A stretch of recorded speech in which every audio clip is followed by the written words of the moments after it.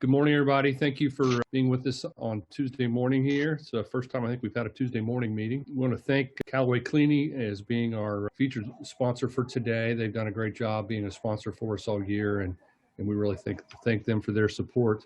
And of course, we want to thank the team from CBRE for putting this on this morning. Dave couldn't do it if he didn't have Marianne and Kurt with him. I got to see them both in the back, so we know they did all the hard work and got everything together for him. He's just going to do the presenting. We all know how that works these days. Thanks. We always appreciate your support of the association. So we want to thank our diamond sponsors this year. Obviously, it's been a difficult year, and the diamond sponsors coming through for us and staying on board with this has just been just really the saving grace for us this year. First, always Royal Finish has been the first from the very beginning and re-up every year. Thanks, Royal Finish. Contractors, Inc., Apartments.com, Court, RentPath, PPG, Sherwin-Williams, and Pinnacle. You guys have just been amazing partners since the beginning of this and inception, and we really appreciate your continued support as we move forward. So thank you for the diamond sponsors, and thanks for always being there for us and supporting our association. We're going to start out with spinning of the wheel. Michelle, could you spin for a prize? We got our first door prize.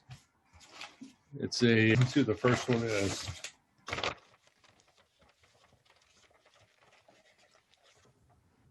Kroger gift card. Mark Bishop. Mark, I think I saw you on there already. Congratulations, Mark. I'll mail this out to you when we're done.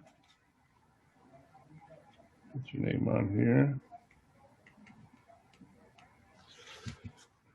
Okay, at this point, I'd like to turn it over to our Holiday Cheers Committee of Jerry Johnson and Tanya Beckner. I'm not sure how many years in a row you guys have done this, but you guys do just a tremendous job. We really appreciate everything you've done. It's always a great success. I'm sorry it's not going to be in person this year, but I'm sure you guys will make it a virtual success as well. So Tanya and Jerry, if you could take it away. Yeah, thanks, Don. I appreciate it. Tanya and I are honored to be doing it again this year. I think it's 5 years. I'm not sure they run together, but we've had a great time doing it. And this year, like you said, it's going to be a virtual event. So we're even more excited. With every challenge 2020 throws at you, you got to try and find a way around it. And I feel like GCNK, the team we work with on our committee, Michelle, everybody has just come together and really found a way to make this happen. And I think it's going to be excellent. So I want to cover a couple details, and then we'll let everybody else talk here. The first thing I want to do is give a special thanks to PLK and BRG for being our event sponsors. Obviously, we can't do these events without sponsors, so we greatly appreciate that. So the event's going to be virtual. It'll be, instead of one night at Kenwood Country Club, you're going to get 7 nights, 7 days of fun. So we're going to be from December 3rd to December 10th. You'll be able to make bids, and different things will be happening throughout each day that'll be fun and interactive, and you'll be able to do similar things that we do at the live event, just without it being in person. The biggest thing I need to ask the group to do is register.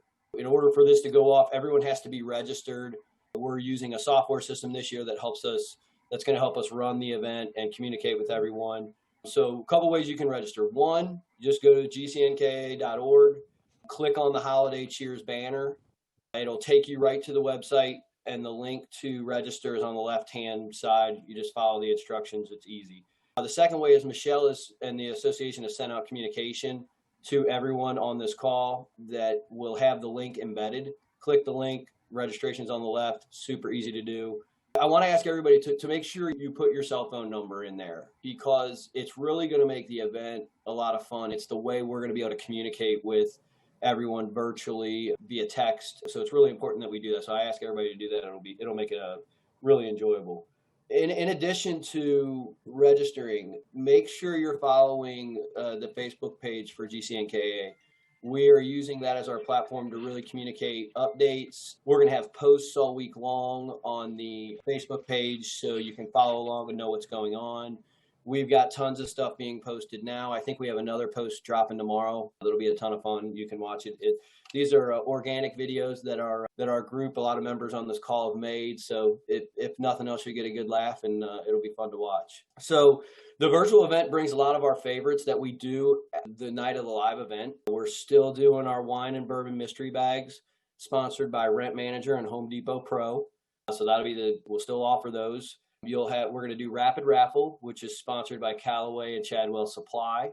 And then we've got some excellent silent auction options. A big special thanks to Belfour, who really stepped up and came up with a great package. I'm not going to share what it is, but believe me, it's outstanding. So you'll love it. And of course, we have several other sponsors that have made donations. And we can't do this event without our sponsors. We just greatly appreciate everybody's support and really working with us as we go through this for the first time virtually. Just remember, register, follow us on the Facebook page, and that's all I got. Thank you.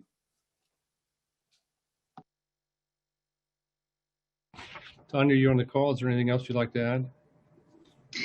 I am on the call, John. Thank you for asking. Jerry has the Santa hat, so I asked him just to take it away. So thank you. Thanks, by the way, for all the bourbon donations. You guys, since the association's been closed, I've just been picking those up and taking them home. So thanks for all that. Appreciate all that. Next, I'd like the legislative update. Justin Seeger from Hills is going to give an update for both Ohio and Kentucky side. Thanks, Don. I'll start with Ohio. Hard to believe after all the buildup that we're now 3 weeks removed from the election. It's normal for there to be a little bit of a holding period between the election and the beginning of the year. I think that's especially true in 2020. A combination of COVID-19 and the election has brought legislation to a halt in Ohio at the state, county, and city level in Cincinnati. I have to mention the Cincinnati City Council scandal, which is directly related to city council members allegedly taking bribes from real estate developers in exchange for favorable votes on development projects. We've seen scandals in City Hall before, but this one seems to hit a little closer to home than normal. Be interesting to see how this plays out, but I expect all of us will see some new rules around how we interact with city council members at the very least. On a more positive note, the association hosted an informal call for owners and operators with the Hamilton County Community Action Agency 2 weeks ago. This is a recent example of a county agency gearing up to distribute CARES Act money to renters in need. Several programs like this in Hamilton County and other counties that all of us operate in addition to relief available from charitable organizations like our Outreach Association. I encourage everyone to do everything they can to put your residents and property managers in touch with all of these agencies. All of us have residents with a real need right now, and there are several avenues to put them in touch with the right people. We have a ton of useful information on the GCNKA website for these resources. I can't emphasize this enough. There's a major push to distribute funds between now and the end of the year. So please take advantage of these resources now so we can all avoid as many evictions as possible. Brian can't be on the call today, so I'm going to do my best to try to give a very brief Kentucky update as well. Brian and Charles met with Covington yesterday to continue discussions with them about their proposed inspection program. Sounds like they are continuing to work with us, and the program is going to be minimal in cost with a nominal per parcel fee occurring every 3 years. So some good news there. Appreciate Brian and Charles taking the lead on that. Our team continues to work with Governor Beshear's office to stay in the loop on the latest round of preventative measures put into place by the state of Kentucky. As all of us know, these guidelines impact our amenity space occupancy levels and overall operations. Currently set to expire on December 7th, but we fully expect them to continue in some form or fashion into the foreseeable future. So certainly more to come on that front. Only other thing I have is Brian, Mark, and I participated in the second Apartment Association of Kentucky meeting last week. This state association is still very much in what I'll call the setup phase. We did agree that our association will be paying the Apartment Association of Kentucky going forward for our lobbying services in Kentucky instead of reimbursing the Louisville Apartment Association. And we agreed to a basic structure for membership dues. So some positive progress in that meeting. Other than that, Kentucky is much like Ohio, and we're just sitting back waiting for activity to pick up after the first of the year. Charles, Don, anything you'd like to add to that? I did a great job, Justin. Thanks for yourself and Brian and Charles, Jesse's help and everything, staying on top of everything, both locally and across both states. I did get an update from NAA yesterday that the CDC moratorium is scheduled to, of course, expire on the 31st. And it is understood that the Biden administration will sign into play an extension on his first day in office. So I'm not sure if there's going to be basically a 3-week gap in between there. So we'll keep everybody updated as that happens, if there is a gap in time there for eviction filing. So just wanted to keep everybody updated on that. Now is the time everybody's here for. Mr. Lockard, take it away, sir. Thanks for being here, and I appreciate all you do. Hey, thanks, Don. And Michelle, have you given me screen sharing rights? I'd like to share my screen. Let's see if that works. Okay.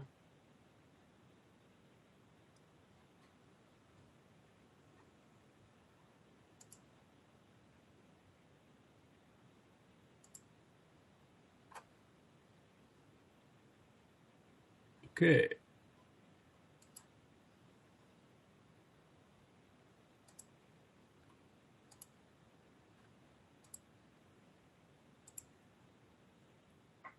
How about that? Can everyone see my screen? We're good? Okay, great.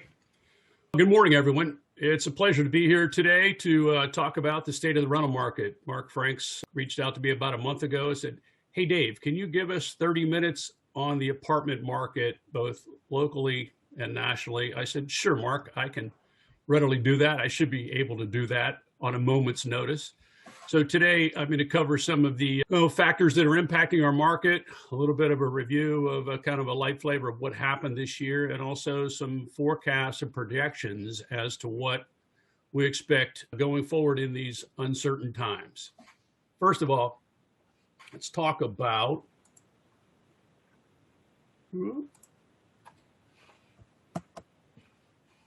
COVID-19.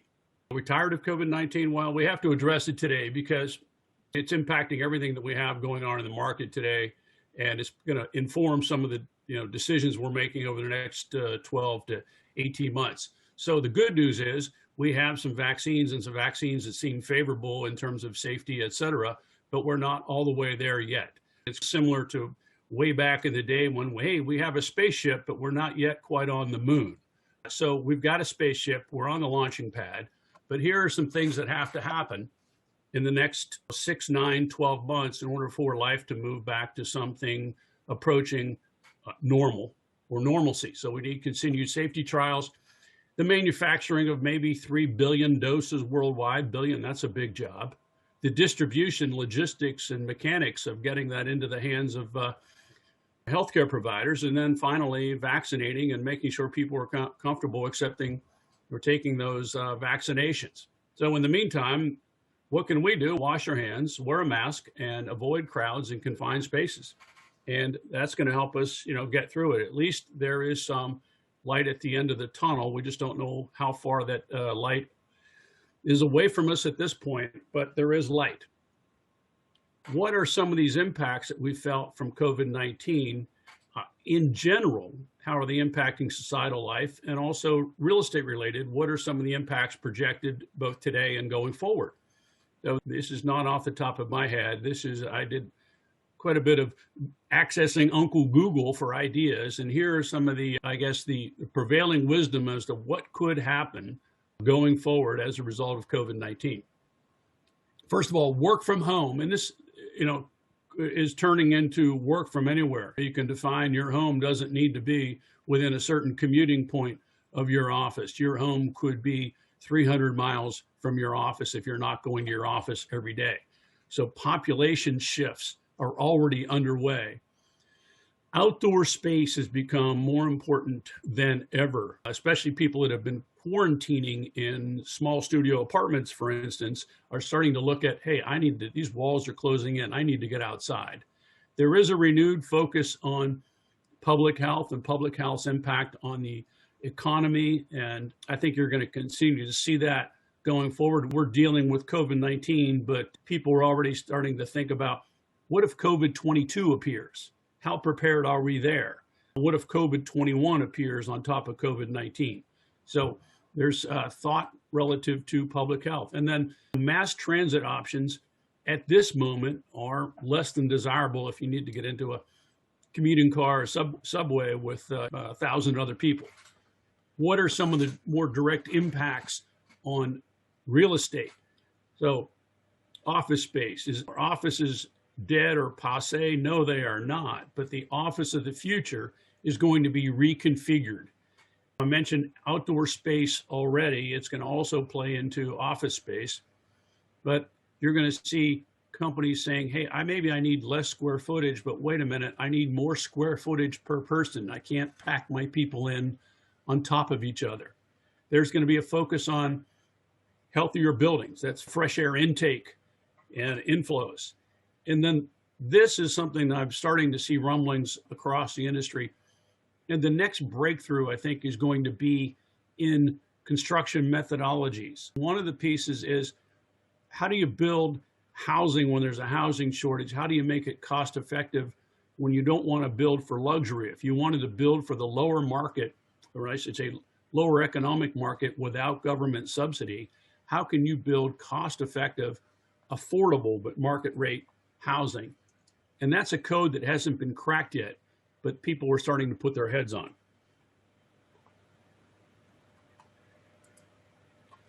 So, re-entry to the office. This was a survey that CBRE did nationally back in September. Right? When are you going back to work? When are you going back to the office?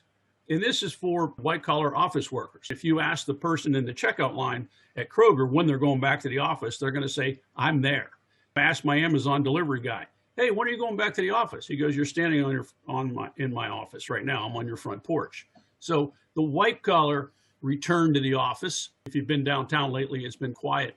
Here were the expectations back in September of when you would see a full-blown return to the office, and it looks like the estimations about 98% of employers thought they would be back within a year's time. So this number these estimates will move around because we have the shifting sands of COVID-19 and surges on healthcare impacts and that sort of thing. But the prevailing wisdom in September was everyone will be back to, quote unquote, their office within a year.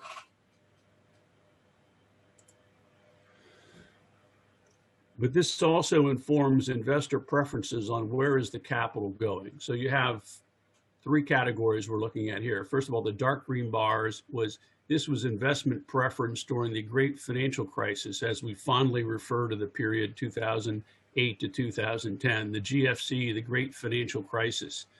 That's where investors wanted to put their money. And you could see at that time, office was very favorable. There was a lot of money flowing into office at the time. Multifamily followed in behind. Then we have the light green bar, which is what were investor preferences in 2019 before COVID arrived. You saw that multifamily was a favorite asset class. You saw industrial was creeping up and office was still holding in. Today, here are investor preferences as of third quarter 2020. The two bells of the ball are multifamily and industrial/logistics. Those are the categories that are surging. As a result, you're seeing tremendous capital flows into hard assets into these two categories. And we expect that to continue for the mid to long term. And keep that in mind as we start talking about the investment market later on in this presentation. But over the next 3 to 5 years, there are significant capital flows moving into our space and industrial. When you have these billion-dollar pension funds and public entities, they're making asset allocation decisions, and they are moving their allocations out of certain categories, hotel or office or retail, and flooding those dollars into multifamily space. It's driving down cap rates and enhancing pricing. So this survey conducted by CBRE Research, I want to focus you to the pink bars here. This was the expectation. How long is it going to take your category to go back to pre-pandemic levels in terms of investment activity? Industrial multifamily said, hey, not too long. Within the year, we're going to be back to pre-COVID levels. Conversely, retail and CBD office are saying, hey, it's going to be quite a while. So that's investor expectations in terms of the recovery and when it will occur in each category. Now, what's the forecast nationally from CBRE research relative to the multifamily recovery in the investment market? You can see capital flows and investment volumes going all the way back to 2008. In 2019, there was $191 billion in multifamily investment activity. This year, 2020, it is projected to only reach 111 billion nationally. So we're almost cut in half compared to the prior year. However, the forecast, CBRE Econometrics and CBRE Research, is we will rebound in 2021 to somewhere almost halfway between 2019 and 2020, approaching 150 billion in investment activity. I absolutely agree with that assessment, and I think that actually we could exceed 148 billion nationally. Oh, the Cincinnati investment market. Let's talk about it. So what happened this year? Let's say we had an abrupt halt in late March. We'll call it an abrupt halt, almost a freeze. At that point, I would describe the market as investors taking a wait and see approach all the way through July 4th. At roughly that point in July, you started to see, at least across the Midwest, offerings coming out to the market. Now, the first movers say, I'm going to dip my toe in the water and see what happens. And the result was the initial offerings were incredibly well received, even with travel restrictions, even with concerns about who was going to pay rent, et cetera. The appetite for multifamily offerings was very strong. That then triggered more offerings to start trickling out through the balance of the year. And the result, what we have seen locally and throughout the Midwest, is that there's been intense appetite for multifamily, and let's call it robust pricing. Music to our ears, robust pricing. So, what will next year look like? It's my forecast. The outlook is promising on all fronts. So write that down. That's your key takeaway today. The outlook is promising on all fronts. Multifamily is in high demand, will remain in high demand for investors seeking yield. You will start to see some of these 2020 delayed and deferred deals, those that did not go the refinance route, okay, will begin to appear in 2021. And we will continue to see a noted imbalance between buyers and sellers, with more buyers and chasing fewer sellers. So that's our 2021 forecast. Check it out. We still have people pouring into the Zoom room. This is great. So what does development look like for in the past and in the future? So this is CBRE research tracking our market, what we're development volumes, percentage of the market. So we have about 165 to 170,000 units in inventory. So this is percentage growth in the market. So you see 2020 we had about 2% growth in the market, call it about 3,000 units delivered. Okay, that number is going to fall in 2021 and 22 and 3. Okay, we're going to be delivering somewhere in that 1,500 to 2,000 units. So these are not overwhelming numbers. I know it seems as if every day you open the Business Courier or some other real estate blurb that someone else is announcing a new construction, a new build deal. And I've heard more, hey, how is all this going to absorb? In the short term, the absorption is going to be a little bumpy and slower than we experienced the last 2 years. But in the mid to long term, we are still not moving in to an overbuild situation. So, is it a good time to build? My answer is sure, why not? The macro level fundamentals remain solid, even with this recession that we're dealing with right now that was triggered by or underway earlier in the year. the macro level fundamentals remain solid in the local area. Rising costs, construction, materials, labor, they are making deals harder to pencil. At this point, rents still do support new construction. So we're going to continue to see deals. And in fact, a number of these deals that are being announced now, they are not going to start delivering units for a year and a half or longer. When we're looking at expected absorption, we're saying, how are these going to do? Really expecting in a post-COVID world, they're going to be in lease up.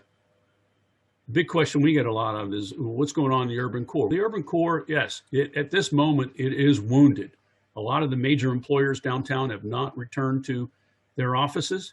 Their downtown is struggling. Occupancies are off significantly, but it's a temporary wounding and but it's not mortal and not fatal. It's going to be rough over the next 12 months until employers start opening, but the mid to long term still looks good for the urban core. In the meantime, though, first ring suburbs, suburban clusters, those are thriving, both on the office side and the multifamily side.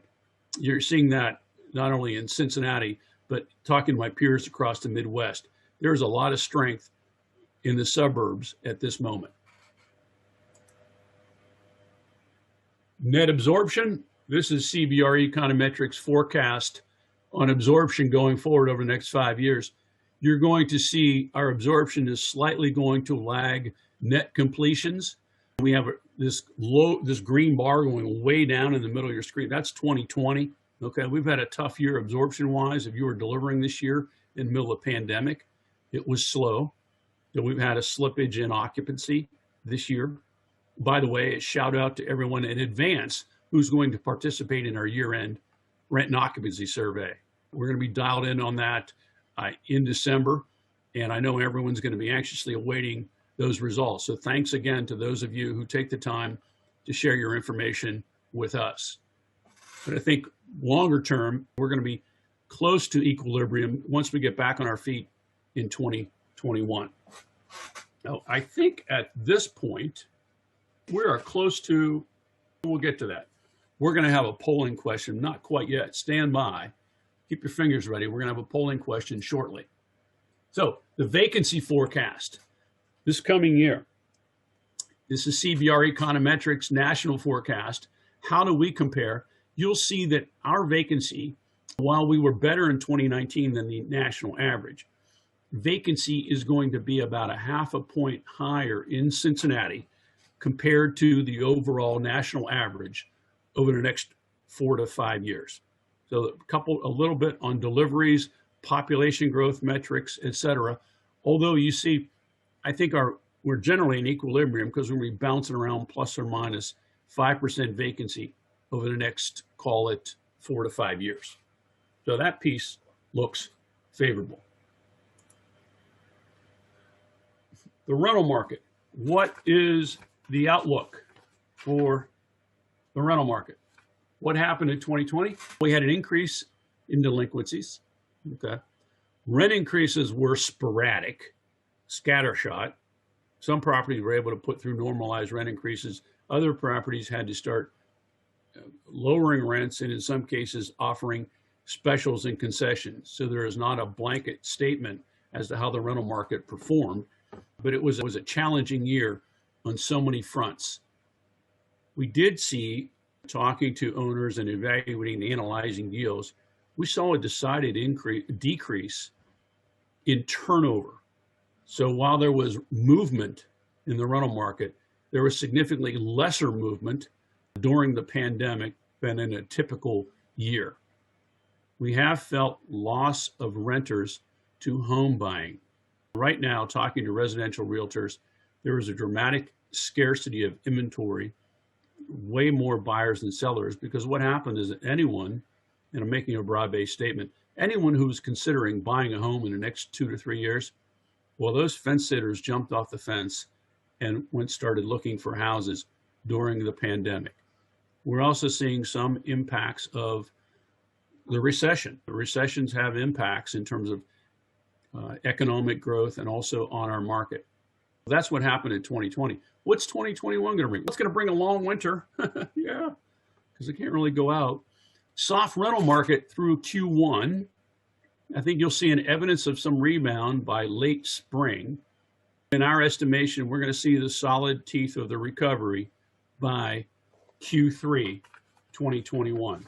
So the question is, what does the light at the end of the tunnel look like? I think it's going to look pretty good right about the third quarter. So Michelle, now is the time for our polling question of the day. Would you be kind enough to put forward our polling question? We'd like to get your forecast on rent increases in 2021. If you wouldn't mind answering, your choices are -2 to 0, 0 to +2, and 2 to 4. Because I want to hear these, because on the next slide, okay, we're going to put forward our forecast. Give you just a little more time.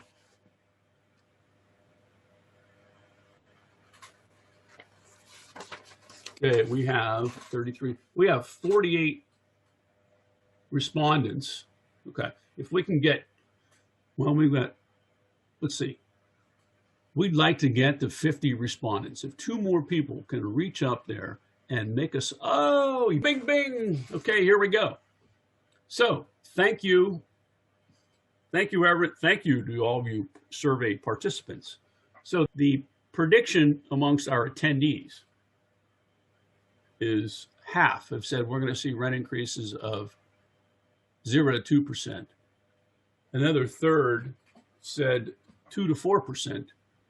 And then the pessimists said 9 or 18%. Okay, so given that, what does CBRE say? Okay, here's our forecast. 2021, our PhDs in Boston. Okay, this is the information they're sharing across the country with a lot of institutional investors who pay $10,000 a month for access to this information. They're forecasting 2021, 4% rent growth for Cincinnati, which is music to our ears. Trailing, 2022 then about 3.8, 2023 above 3.5. So the forecast for rent growth over the next, after we've gotten through this dip in 2020, is very favorable. So feel pretty good about that. Whoa, I just hit the wrong button. How did that happen? We're going to have to get back on my, just got a few more slides. Oop. Okay. Actually, I think that was, yes, my last slide. Okay. How did we do on time? I think we did okay. We left some time for Q&A, questions and broker answers. Okay, we said 1 question per attendee, but we're willing to waive that. If some of you have 2 or 3 burning questions, feel free to put those forward.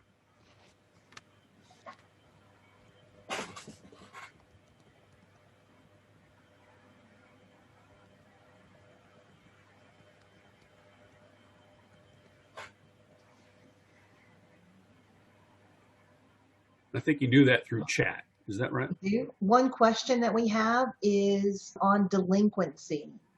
And yes. I think posing the question not just to you, Dave, but maybe to the rest of the group, how is delinquency in our market currently? Okay. Would you like me to answer that? I would love your answer. And if anyone else wants to join in the chat bar, that would be great as well, please. Mm-hmm. Okay.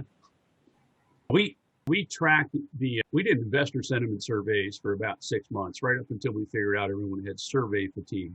But what we found, generally speaking, was compared to March. So in March, talking to owners at the time COVID was hitting, the world was shutting down. There was a lot of question like, hey, I'm normally at 1%. Am I going to be at 5 or 10 or 15%? How bad and how deep is this going to get?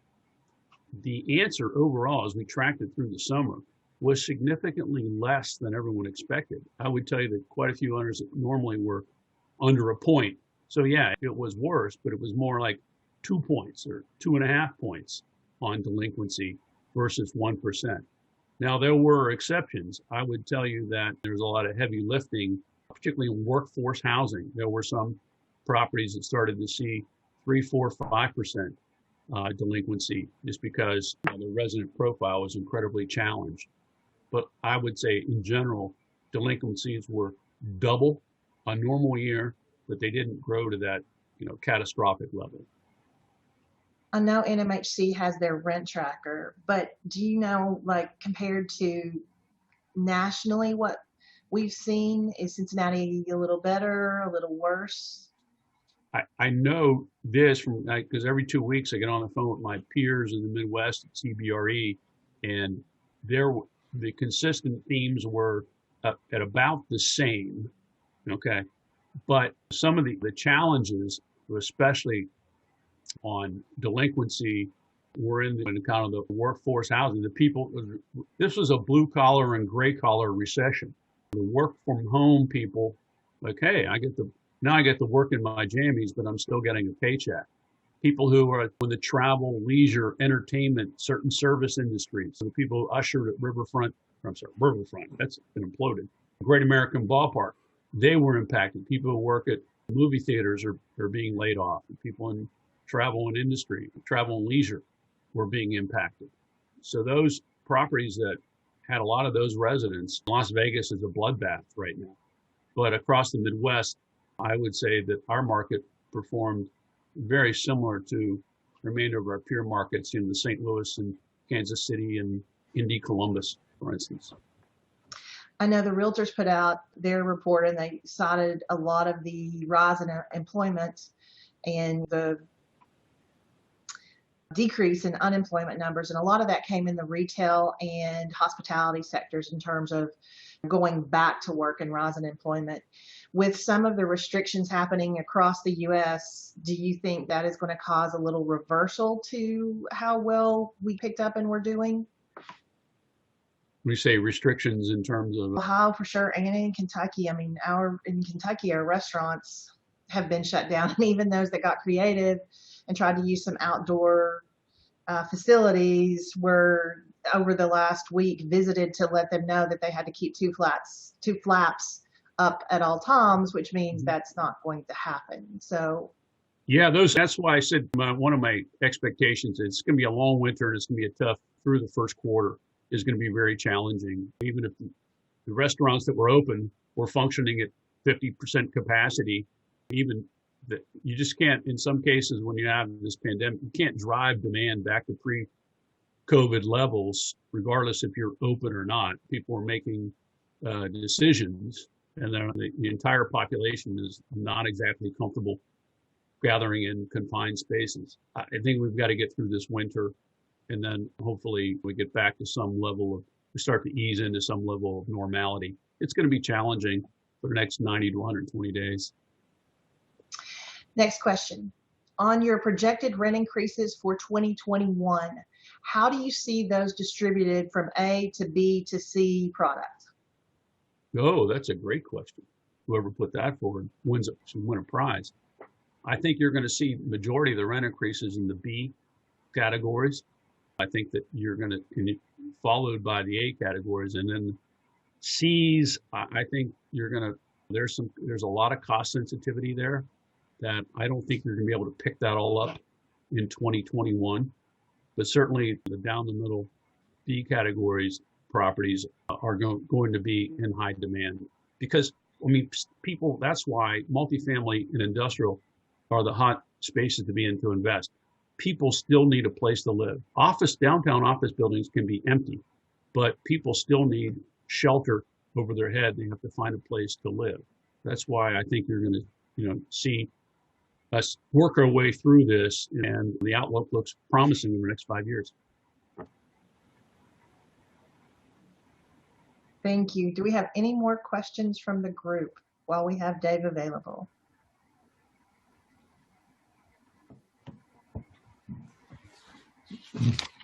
I'd like to conclude by thanking everyone for coming today. I hope you found the time to be worthwhile, and I want to wish all of you and your families a safe and happy Thanksgiving. Thanks, everyone. Thanks, Dave. As always, did a great job. We appreciate your time and effort you put forth for that and providing that to our members. I really appreciate it and all your team. A couple of things. We do have another door prize to spin, and then there's some, before we go, I want to say we are going to be unfortunately canceling the January installation meeting.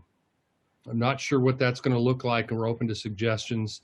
Unfortunately, given how successful and how many people show up and what's going on in the world today, we're going to cancel the January meeting as far as in person. We're considering some kind of a business exchange, trade show, something where we can get together and have some exchange with people. So I'm not sure what that's going to look like. The staff is working diligently on that to try to make it as successful as it can and interactive. We want to make sure that we can continue getting together. That is coming up, but I just want to make sure everybody knew that going in. We did have a small change to the board at our last board meeting so we have a new board member that we brought on unanimously last week, 2 weeks ago, whenever it was last. Megan Lahan from PLK has now been added to our board. So Megan's a great addition, and we look forward to having her part for years to come. Congratulations, Megan. Look forward to working with you. That is going on as well. So not sure what's going to happen. We will get to keep you updated as we move forward. Michelle, do you want to spin the wheel, and then we'll open it up any questions, and then we'll depart? This one is a Amazon gift card.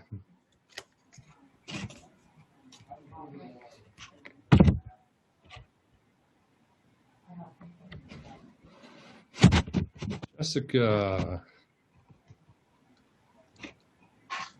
we will send that. I will send that off to you, Jessica. Congratulations. So anybody have any questions, comments, suggestions, anything before we depart today? And wish everybody a great Thanksgiving, best we can with your loved ones. Stay healthy. Any comments, questions? Mark, staff, thanks for everything you're doing. Is there anything you guys like to add?